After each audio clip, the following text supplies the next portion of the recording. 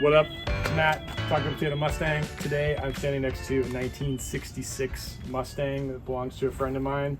I have never driven a classic Mustang before, so this will be the first time I get to take one of these for a spin. Pretty excited.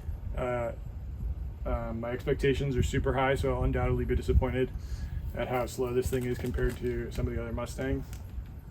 And now there's dogs walking by and ladies like gonna go running across the street. Hey, can you relax, please? What was I gonna say? So this is a 66. The first year the Mustang was 64, as I'm sure a lot of folks know. One thing that I thought was interesting is that I was looking at production numbers, like sales numbers for Mustangs over the years, and for this year, for 1966, I think it was over 600,000 Mustangs were produced for that year. To compare that to my Mustangs, the 88, I think it was a little over 100,000, and for the 2014 it was like around a little over 80,000. So I mean, obviously different time frame, but I think when most people think about Ford Mustang, they think about this particular body style, the first generation of the Mustang. So do you know the name of their color? I have to look it up. I'm not sure about this, the code for this particular color. I'll look it up. But to me, this is beautiful blue. It looks really good in person. I feel like if the sun was out, it would pop even more, but it's a good looking car. And for being, you know, over 50, let's see, the 2014 was the 50th anniversary. So this is what, like 50, almost 58 years old. This car looks to be in pretty good shape. So we're gonna take a look at some of the details of the car and then go for a drive. Try not to crash into anything. Lady, what do you think? Come here. Come here.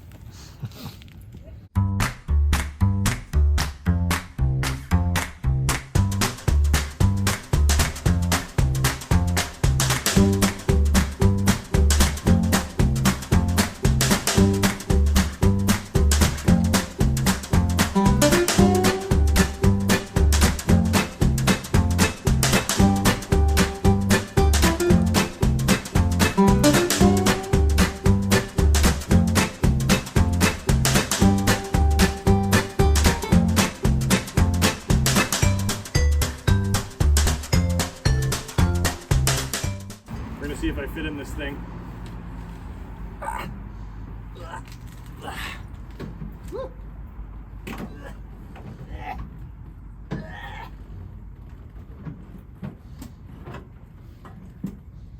The steering wheel is huge. You just turn the key and it starts. Or it doesn't. What's that? Or it doesn't start.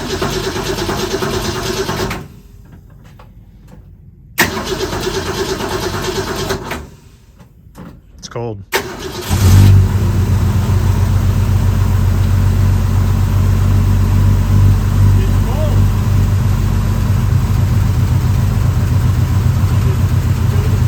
Luckily it has that hyper efficient 1966 heater in it.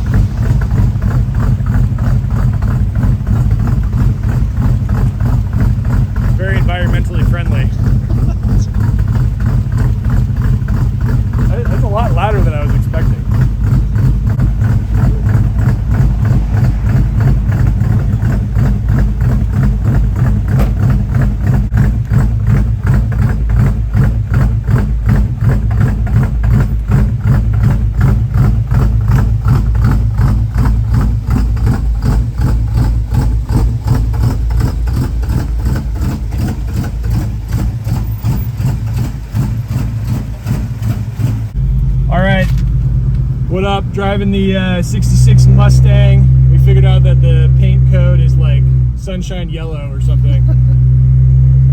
Just kidding, it's some type of blue. But my first impressions are, one, this steering wheel is freaking huge. And it's a lot louder than I was expecting. This is an inline 6, one of the less powerful but probably still pretty big engines for the Mustang of this year. It's definitely like, when I describe the Fox Mustang, I describe it as like you feel everything a lot more. It's like double that in this car. And by feel everything, I mean I can't feel anything because my hands are freezing. Because it's 20 degrees out and the heat in this thing is kind of non-existent. But it is a cool looking car. It feels pretty cool to be in it. I'm sure like you'd get a lot of thumbs up driving this thing around. It's definitely a pretty cool ride. As much as I would love to rip on my friend for buying a Mustang without a V8 or a manual transmission, this definitely has plenty of cool factor, even without my performance snob requirements. It's a little loud inside. I think part of that is because it is so cold that some of this stuff is just rattling more or making more noise. But it feels good. It's pretty comfortable. I don't know if I want to take this on like a super long road trip, but I feel pretty good so far. I think is it a 3-speed? I think it's a 3-speed automatic, inline 6. I'm not sure on the cubic inches, but it's pretty, I mean, it's not like ridiculously slow, but I mean, I also haven't been driving it on the highway yet. So why don't you give it some gas and see? Yeah, it's really slow. Yeah, there's not a lot of torque. I mean, I guess if you don't go over like 20 miles an hour, this thing's fine. No, this is pretty cool though. We have a pretty good sized back seat here that lady is enjoying. So you can see how like being in the interior, how like even though it's a coupe, you could see how like the Mustang when it first came out would have been like a car that more than, you know, I feel like in the newer Mustangs like the 2014, like, I mean, we fit 4 people in that car, but it is not the most comfortable space for, you know, usually for more than 2 people. Like 2 people and a dog is fine. Like this, you could probably fit 5 people pretty comfortably in here. It's a death trap, but 5 people would be comfortable until they died. Yeah. I'm trying to think if there's anything else I can comment on while I'm driving. The steering is very like, kind of what you'd expect for an older car with a massive steering wheel. Like, I'm guessing that this does not have power steering, which when you're driving, like when you're actually moving, it's fine. Like you don't really there's not a lot of effort, but it's when you're like at really low speeds, like when I was backing out and turning the wheel, it was pretty it was pretty now we're playing like what do you call it,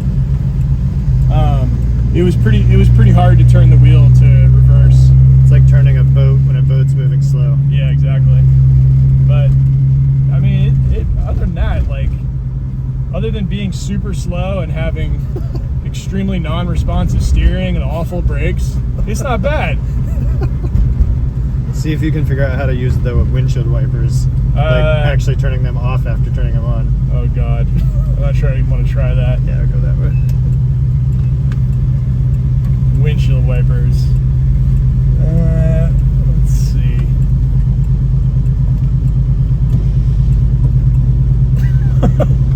You have to turn them off when they get to the bottom. It doesn't work very well though. Well, and the turn signal is staying on. this is like I often say when I get into the Fox body that it's like you're transported back to the 1980s. I feel like it's the same thing. You're transported back to the 1960s, and it just feels like a totally different experience. Like, even though it's not fast, it's not like super sporty, it's just kind of cool. Like, this is a vehicle that you just cruise around in on a nice day. Like, I mean, even if you're running errands in it, I feel like you just feel cooler running errands in it. So, And you only have to work from 9 to 5. You get a pension and you're allowed to drink on the job. the good old days. Did you know if the odometer is accurate? I rolled it back when I bought it. No, I'm kidding. Yeah, I think it's accurate. That's pretty good. 79,000 miles for a 58-year-old car. Okay, so we're coming across another interesting timepiece. AMC DeLorean. 88 miles per hour, something gigawatts. Whoa, a little Bel Air action. Of it, a fastback. An old school FJ crew or Jeep, some type of Jeep, a 240Z. Wow, This person's got all the cars. Nice. save some ladies for the rest of us.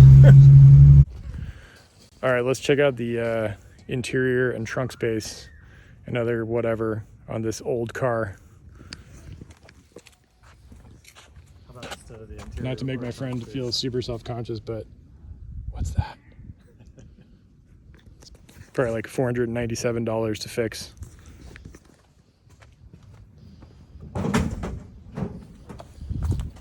I guess by trunk, my friend thought that I meant the hood. Look at this monstrous inline 6 of an engine. And by monstrous, I mean, look how huge it is. Is there a flux capacitor anywhere in here? Yeah. Or is that just in the DeLorean? This is the carpet jigamator. I think there's a turbo in there somewhere. They paint it blue for extra horsepower. It's got a battery, that's good. I think this has something to do with starting the vehicle. It has an alternator. That's good. Look at the size of this belt. Or, I guess it's a chain, timing chain, or whatever, accessory chain or whatever. Is this transmission fluid? I was like, I can't be a power steering pump. There's no power steering. You could definitely put a bigger engine in here. Maybe a Coyote V8 or something with more power so that the brakes can't control it. Paint on the bottom side of the hood is in better shape than the paint on both of my Mustangs, probably. Pretty impressive, but yeah, it looks good.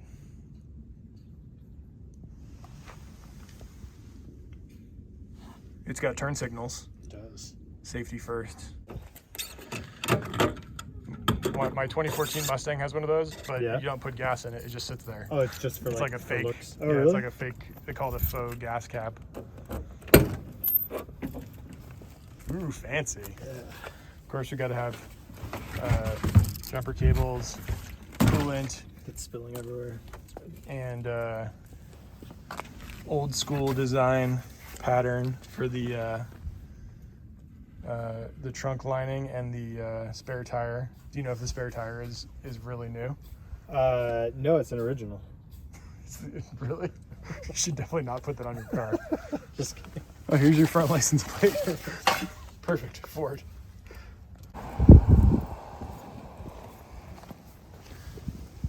Goodyear tires, probably from 1966. What size are they? 205s, pretty narrow, but you don't need a bigger tire on a car with 8 horsepower. Maybe 12 horsepower. Or it runs into the door. We're gonna check and see if I can fit into the back seat of this thing. Probably shouldn't be an issue considering it's like a couch. No, what a leg room. More headroom. You I made thought it, this was though. I thought this wasn't the fastback. It's supposed to have more headroom. Imagine how little there is in the fastback. I take back what I said about being able to fit a bunch of people back here. They'd all have to be small people. You probably fit like 5 kids back here. People were smaller in the 60s. That's probably true. That was before everyone was eating McDonald's all the time. Or maybe that's when we started eating McDonald's all the time. But yeah, this back seat. I guess you can take a nap back here. Not bad. It's got a little bit of space for regular sized people, but and it's kind of interesting the way the seats fold like diagonally. Kind of hard to see from over there, but yeah. So you got this long like center console type thing that has a little ashtray, old school ashtray, which so if your kids needed to smoke and they needed to put their cigarette out, they could do that. And this is where you put your phone if you wanted to go sliding while you're driving, while you're accelerating from 0 to 60 in 15 minutes. The gear, the transmission gear shift lever thing, whatever, it's got like, there's a low, and then there's one of these is drive, one of them is something else. I don't know. Cruise-o-matic. This is like where you can hide your drugs, I guess.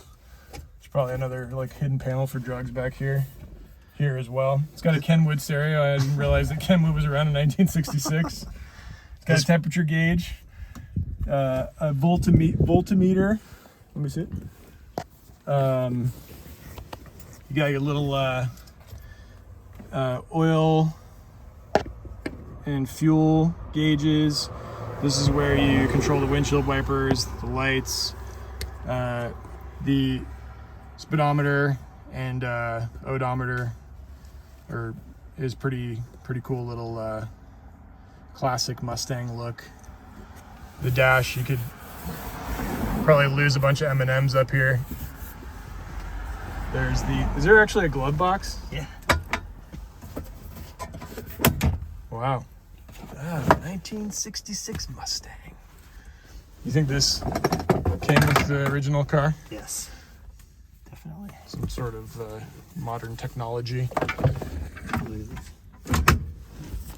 Ladies, if you're wearing high heels, they have instructions on how to start the engine. A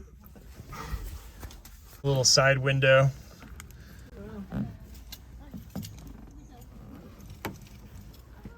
Oh, and also the rear view, the side view mirrors are like a little bit bigger than a quarter, which is super useful.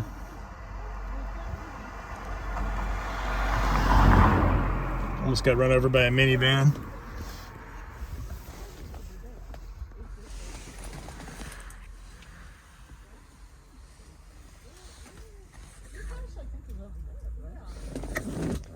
Why are these ladies having a conversation right next to us? There's these two women having a conversation. What Trying to be part of my video. Air into like the foot, like, you know what I'm talking about? This right is of the the parking parking brake, brake. and this is a thing about, what is it? It seems like you like if you pull on it, lets air in from outside, like down to where your feet are, maybe. Oh, I don't know okay. what the hell it does other than that, though, if that's what it is or not.